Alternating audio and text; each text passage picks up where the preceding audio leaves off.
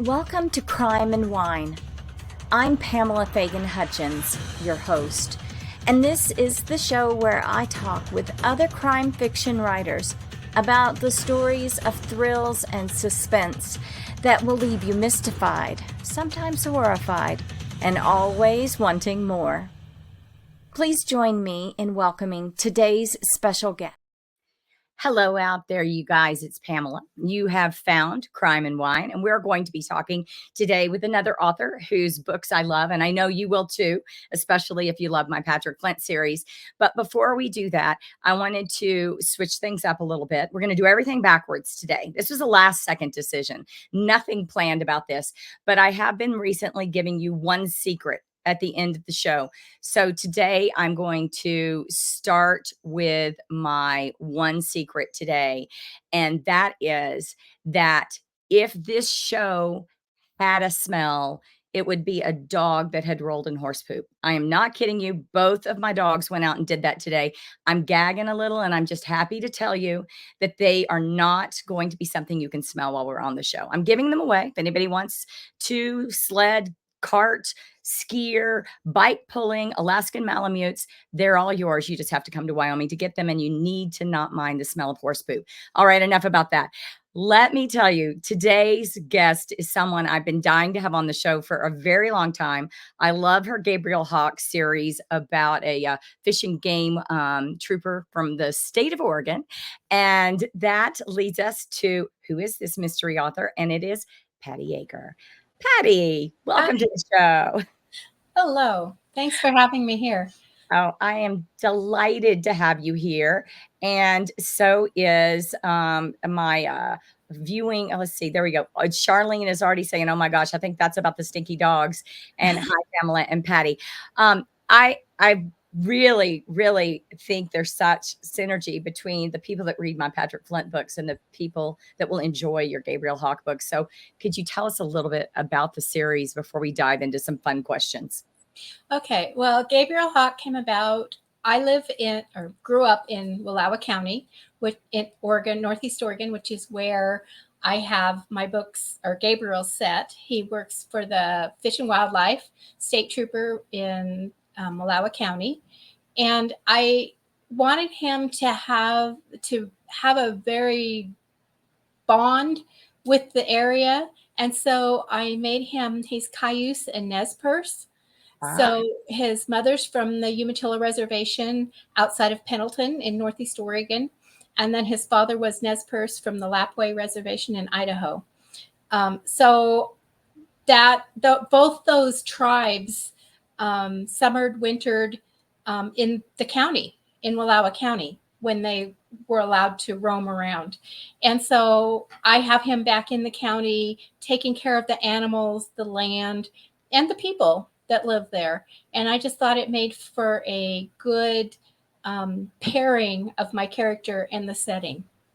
I think it's really cool too, because well, first of all, you guys probably realize that some of the similarities that I was talking about between my Patrick Flint and Paty's Gabriel Hawke have to do with these remote, beautiful settings where wildlife and nature are such an important parts of the books. Here where I live, the tribes that are closest to us and the two reservations that are closest to us are the Crow and the Cheyenne.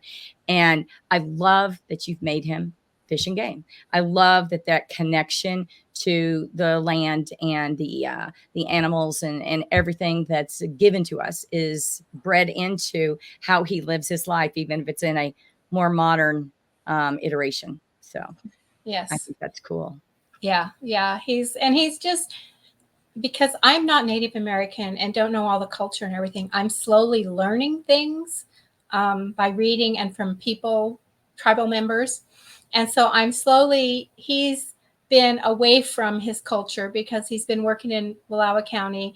His mom's on the reservation, but he hasn't really gone back a whole lot. But now that he's older, he's wanting to learn more about his culture and do more things. So I have him slowly going back and going to powwows. In this latest book, he goes to a powwow, which he hasn't done in years.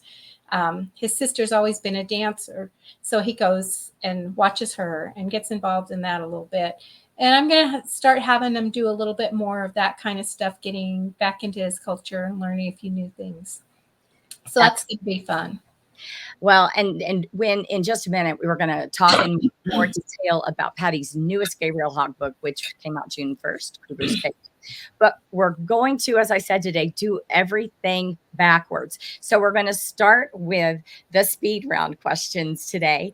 And I know Paty is an organized person and has read ahead on these questions. She's ready. Are you ready for this, Paty? I'm ready. I'm ready. That, and I went out, and I encourage you guys to go out and look at Paty's website. And Paty is spelled with one T. So it's PatyJager.net. And in her about section, she has 12 things you didn't know about Paty that are really, really fun. And I think because of that, I may be able to guess some of her answers. So we're going to see whether she stumps me. First of all, Paty, are you someone that's more likely to order sushi or pizza? Pizza. Pizza. Okay. That was going to be my guess. You're in southeastern Oregon, right? Correct. So not on the ocean. Yeah. No.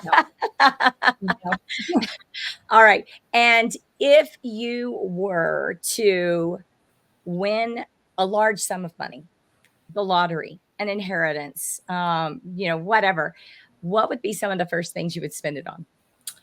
The first things would be kids and grandkids. And then I would try to find a place on the ocean or somewhere on the Oregon coast where I could stay, because that's my favorite thing to do. Twice a year, I go to the Oregon coast for a week-long writer's retreat. So I work on books, work on writing, and walk the beaches. That's my favorite What part of the coast do you go to? Usually Rockaway Beach, so kind of north central. Nice. Very nice. A few years ago, my husband accompanied me on our second summer in a row book touring. And that summer we had gotten smart and we said, to heck with bookstores, let's go to national parks. And because we discovered that there's lots of people that are readers there that are in the time of their life when they like to read. And so we went to Mount Hood, and then we went straight along the Columbia River out to, starts with an A, the town. Astoria. And it was just so much fun. I know that's not exactly where you go, but I just wanted to share that I would come to your writer's retreat if you invited me, if it was, I'd show up. Maybe I will, even if you don't invite me. Let's see. I think I know the answer to this one. I'm going to ask it anyway. As I think about writing, I think of different pieces of it that we do. Probably readers think of us just sitting down and writing that draft. But there's the brainstorming, or maybe even outlining if we're that kind of person. There's research. There's first drafts, which are way different from revising, however many drafts that takes, and way different from polishing. What's your favorite part of the process? I would have to say the kind of the research and coming up with the characters. Yeah.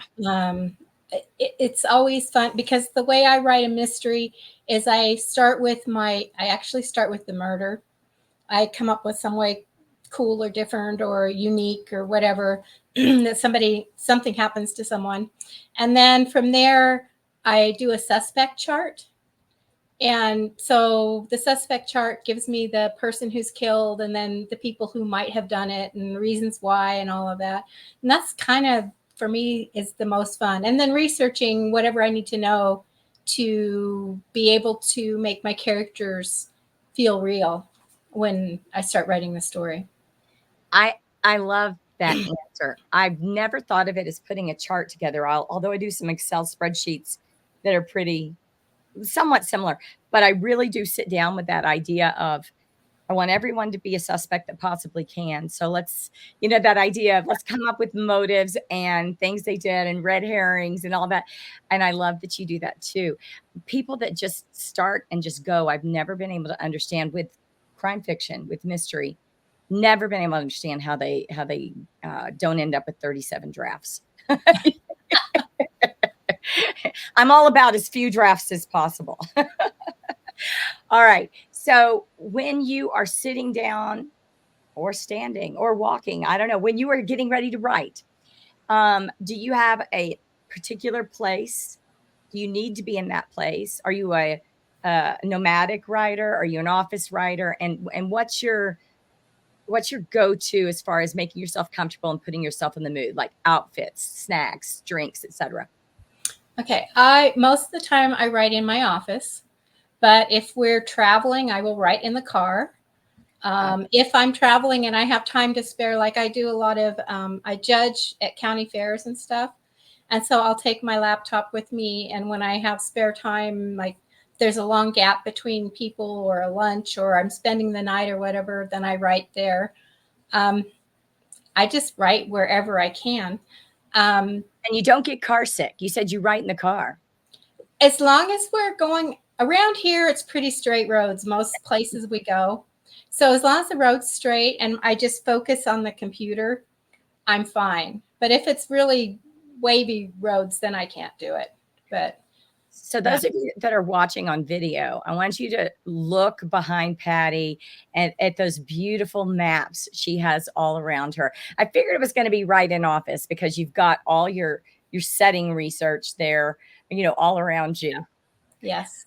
I love it. I have my maps on the wall. I have my atlases book, oh shoot, I can't think of what they're called, but they're the ones that have every little square mile of a state, in on a page. We've got one section, and I have those, and yeah, I use them, even though I like to go where the stories are set or have been where the stories are set.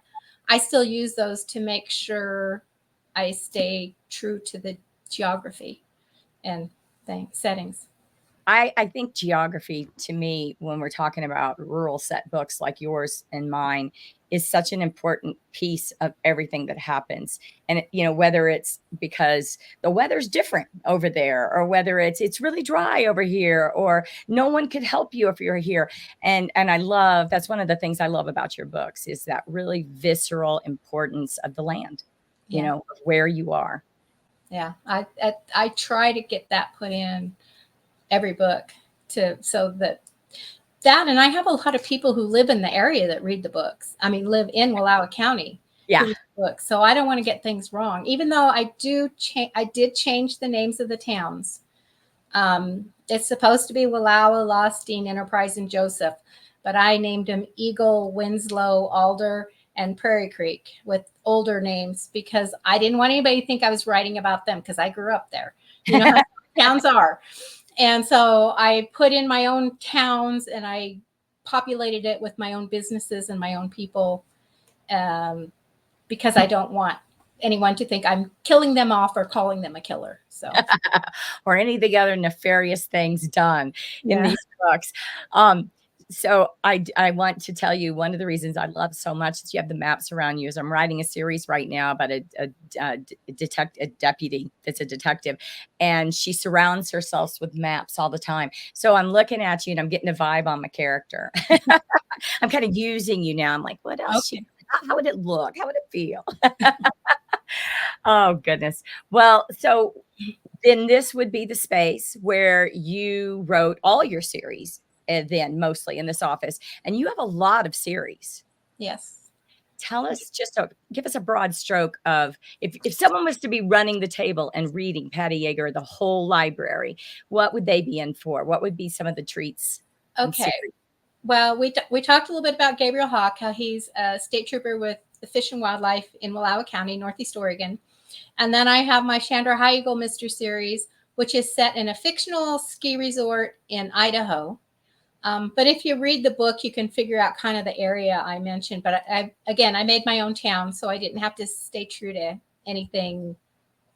I could do my own geography, do my own people and my own businesses and stuff like that. She's a Native American potter, and her deceased grandmother comes to her in dreams that gives them clues that helps them to find the killers in those books. So some people call them cozies because she's got a big shaggy dog that's goofy and scared of everything, and there's her live-in help kind of came with the ranch, kind of like a stray cat, and she's they call her Crazy Lil. And she has a cat. And then they have horses. They go up in the mountain because she makes her own clay for her. She makes vases that she sells at art galleries. And she goes up in the mountains and actually gets the clay off the mountain and purifies it and uses that. And I went and spent time with a potter who actually does that in Wallowa County and learned the whole process. So I would be able to show it in my books so people could learn, see what she was doing and how she did it. That's very cool. Yeah. And she gets, of course, she has a romance with the detective, the deputy. He's with the sheriff's office. And those books, there's 16 of those books in that series, and I'm done writing it for now. I say I'm done, but my readers keep wanting more. So we'll see. We'll see. Is there any crossover characters between her and any of your other series? I had Hawke showed up in one of those books. Their honeymoon was at the lodge that's up in the Wallowa Mountains that Hawke's girlfriend Danny owns. So cool. He showed up. There was a dead body, and he showed up, and they worked together in that book, Homicide Hideaway. And then I have my other series, which is the Spotted Pony Casino Mystery Series. And that's set in a fictional casino, but it's on the Umatilla Reservation outside of Pendleton, Oregon. And that one, the main character is head of security, but she's a disabled veteran. And she's head of security at the casino. And in that book, my readers actually discovered her in my Gabriel Hawke book, Stolen Butterfly. Because there was a missing woman on the Umatilla Reservation. Hawke's mom called him to come help find her, and they discovered that the woman went missing from the casino. So it pulled Della into the Hawke stories. And then I now have, because his mom lives on the Umatilla Reservation, he goes there a lot. There is some crossover of characters between the Spotted Pony one and the Hawke books. That's really fun. And so are you currently actively writing in more than one series? I write a Hawke book, and then I write a Spotted Pony book, and then I write a Hawke book, and then I write a Spotted Pony book. But I have been having to pay attention, because I did do 2 in a row that were kind of similar storylines. Like, that's not good. I need to start mixing it up a little.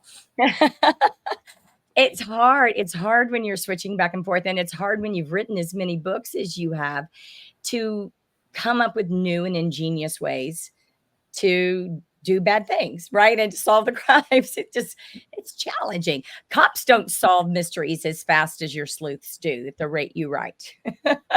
Well, yeah, they don't. They don't have them as often as, but it's like, people keep wanting books, and it's like, okay, I've got an idea, so let's run with it and see what happens. Until I run out of ideas, I'll keep trying to put out 3 to 4 books a year. So I think that's great. And with your the way that, well, I do want to step back, you guys, because I failed to ask one question earlier, and it wasn't in the speed round, but one of the things that was in Paty's list of 12 questions really got me thinking. And not 12 questions, 12 things you don't know about Paty. And that was, she said that she loves to walk barefoot in snow. Please elaborate what kind of disorder this is called to want to walk barefoot in snow. Well, it basically started when I was a kid, and my paternal grandparents lived with us until I was about 12, 13. And then we moved them into a house just like, not even 100 yards away, maybe 50 yards away from our house. And in the middle of the winter, I would go over to their house without putting shoes on or anything. I just walk over there and, hang out, and then walk back. And it just it got to where it didn't bother me to walk anywhere. My feet were so calloused and so thick and hard. And so it just I like snow. It's just, I love snow. I love snow. Especially when the big flakes are coming down, and every kind. I love every kind. So now I asked that question to preface asking you, in all the series that you've written, are there any characters that share any traits with you or that you based on yourself that we might recognize a little Paty in? Whew. I think if you really, really knew me, you would see a little bit of me in all three of my main characters. Mm-hmm. I've always been very independent.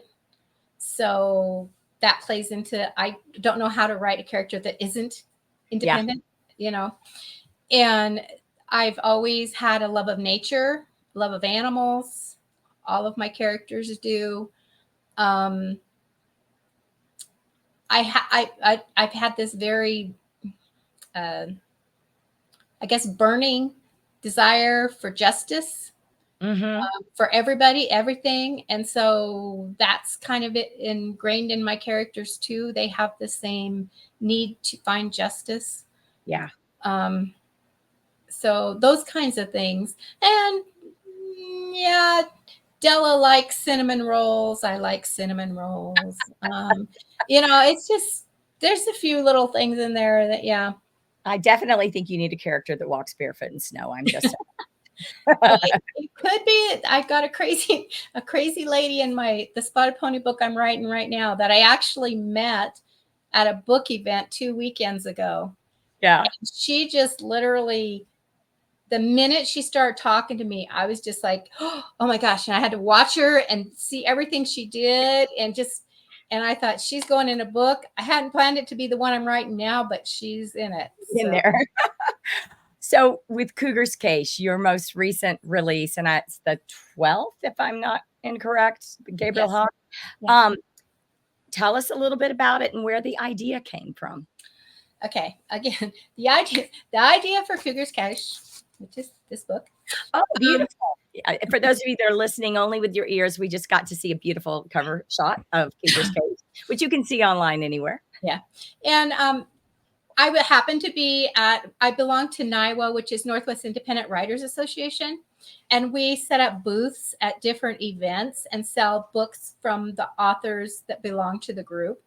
And a friend and I were at a booth in Mount Angel. It was for Oktoberfest. And across from us was another booth where they were selling purses and belts and stuff made out of old film, like the film like you would see in a movie house. Mm-hmm. And the guy next to us said, oh, wouldn't that be funny if somebody got that home and got to looking and it was like a snuff film, where somebody gotten killed and was in there. And so the other author and I, we both were like, oh my gosh, that would be really cool. And so she actually wrote a book, but it's completely different from the one that I wrote. And this one has to do with Hawke finds some old film, and in it shows a person being murdered. So that's how the idea for this book started.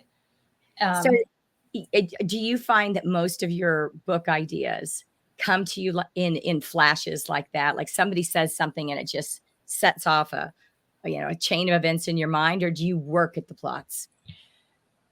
Sometimes it's that way. Sometimes it's something I read like in a newspaper or something. Yeah. And sometimes it's something I see. It's just the ideas come from so many different places, so many different ways that it's really, sometimes there's too many. And you're like, which one do I do? What do I do? But it's totally the truth. Like people will say, how many books do you plan to write? And it's like, oh gosh, well, if I live long enough, probably 7,000. Yeah, there's enough ideas. But I'm limited by by my expiration date. Do you see Gabriel and Della from the Spotted Pony Casino and Gabriel from Gabriel Hawke? Do you see those series continuing indefinitely, or do you have endings planned? I don't have an ending for Hawke. He keeps talking about retirement because he's in his 50s.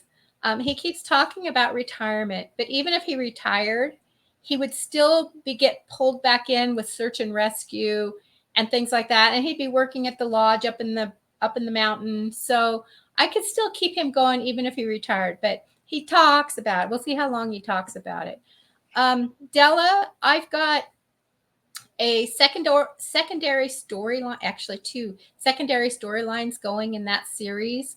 So I can see it going for a while. It could take her a while to get those wrapped up. I love it. I love it. And that's good news for all of you Paty Jager fans, the Spotted Pony Casino fans, and Gabriel Hawke fans. This has just been long overdue to chat with you. I have seen your books. I mean, my gosh, practically, I guess, since I started in my journey of publishing, I kept seeing comparisons of our thing, that whole penchant for the wilderness and for the animals and the settings and stuff. And it's just such a treat to talk to you. I love your books, and I wish you continued amazing success. Thank you. I've been reading your books too. So, and I'm a fan. So thank you. Well, thank you. And I didn't even know that. So thank you so much. And you guys, the newest book is COUGAR'S CACHE. Cache. I can't speak. Cache. There we go. COUGAR'S CACHE. Came out June 1st. It's still brand new. Go snap it up. If you haven't read the others, I'm going to say it'll be even more fun if you start at book 1 and read your way through. But I can attest that you can read Paty's books in any order and you're going to be happy and just fine. I just happen to be a purist and I try to steer people to book 1. Just me. So, well, thank you so much. And you're getting a virtual goodbye from the viewers and listeners out there. And I will talk to you, I hope, soon. And if there's ever anything I can do for you, you let me know. Thank you. This has been fun. It has been. Bye-bye. Okay, you guys. So I already broke through with, oh, hold on. I loved this book and it's going to go back to number 1 soon. Way to go, Charlene. We did a reverse order today. So I saved the boring, but to me, important stuff for last, which is this is my 6 books in 1 year release year. And I've already asked you to read Detective Delaney Pace in Her Silent Bones, Her Hidden Grave and Her Last Cry, and Patrick Flint in number 8, Skin and Bones. But I am going to be very soon asking you to pre-order number 4 in the Delaney Pace series, which comes out October 9th, and that's Her Forgotten Shadow. And you guys, this one was fun to write. This one hit home close to our community in so many ways here in north central Wyoming. And I can't wait to share it with you. And then if I ever get my tush in gear, and I mean to tell you, my tush has not been a writing tush. I've been so obsessed with visas and long stay visas and duplicate passports and shipping and getting dogs to France that I have not been writing the book that I'm supposed to be releasing in November. And if I don't get my butt in gear soon, I'm in big trouble. So keep me honest, get on my Facebook page and tell me, tush and chair, start writing, Pamela. That's going to be Walker Prairie, number 2 in the Jen Harrington series. And I think it's November 22nd, which sounds like a long time away from now, but it really isn't because I haven't started writing my next other book either. And anyway, blah, blah, sad story me. If you want, I highly encourage you to go out to my website for 2 reasons. One is that's where you can find the information about the shows. That's where you can find things like Charlene did to know how to read ahead and kind of book club with us as we talk about books. You can also, while you're there, if you'd like, buy my books in any format that they're sold anywhere, except for the hardcovers. I don't have the hardcovers, but I don't mind it a bit if you read my books. I mean, hello, I'm an author. I encourage this. And last but not least, this has been a solely owned and copyrighted production of Authors. I can't talk today. You already know that. On the Air Global Radio Network. It's a digital media group with over 4 million viewers and listeners in 153 countries. If you can't tell, I have lost my voice from allergies, and I'm going to blame my tangledness. That was on purpose on that.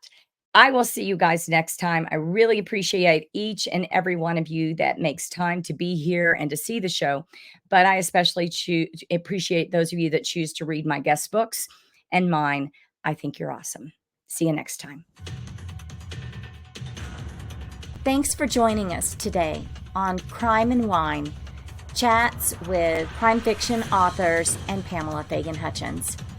We hope you enjoyed this episode, and we'll check back in with us next time for more thrills, suspense, and stories that will mystify, sometimes horrify, and always leave you wanting more.